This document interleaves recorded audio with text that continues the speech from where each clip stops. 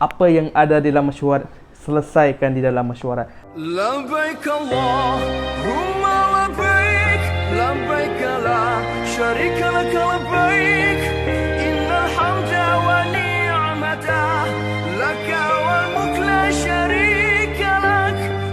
Nabi SAW merupakan tauladan dan contoh ikutan terbaik untuk kita semua ikut sekali.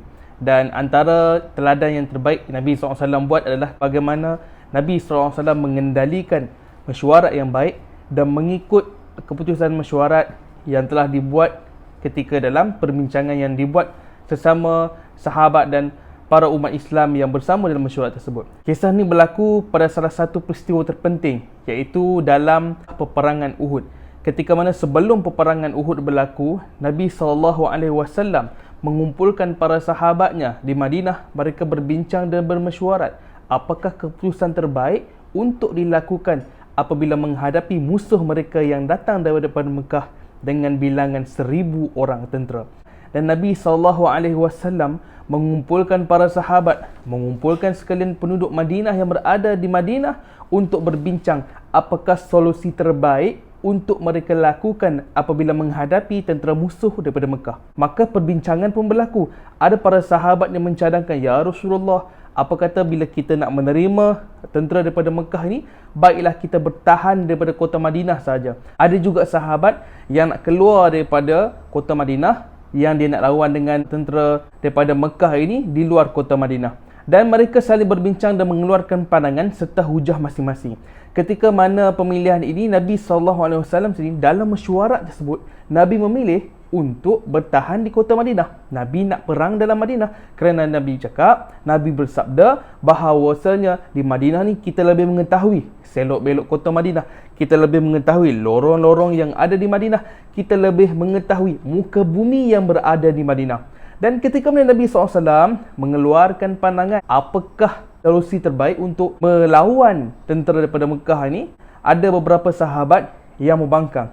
Mereka berbeza pandangan, mereka berkhilaf pendapat dengan Nabi SAW. Mereka berkata, "Ya Rasulullah, apakah lebih baik sekiranya kita berada di luar kota Madinah? Ini menunjukkan kita ini gagah, ini menunjukkan kita ni hebat dan kita tidak gentar pada musuh kita yang datang daripada kota Mekah." Nabi SAW membuat undian, melihat siapa yang lebih ramai, pandangan mana yang lebih diterima ramai berkenaan nak berperang di mana, nak berperang di dalam atau berperang di luar. Ketika mana keputusan telah pun dicapai dan akhirnya majoriti yang ramai memilih untuk berperang adalah berperang di luar kota Madinah. Maksudnya di sini kalau kita dalam mesyuarat kita tahulah, maksudnya cadangan yang dikemukakan oleh Nabi SAW ini ditolak oleh para sahabat dan mereka berkhilaf supaya berperang sahaja di luar kota Madinah itu lebih baik.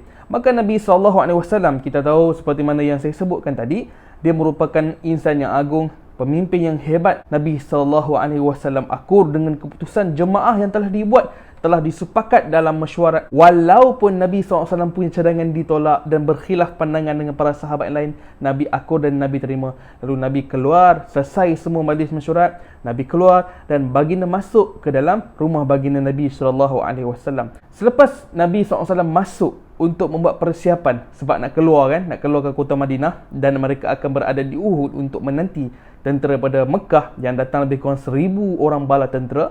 Maka ketika itu para sahabat yang telah membuat keputusan untuk berperang di luar kota Madinah, mereka rasa bersalah. Semua rasa macam, kenapa kita cakap macam ni kat Rasulullah? Kenapa kita tak setuju saja dengan cadangan yang dibawa oleh Rasulullah SAW?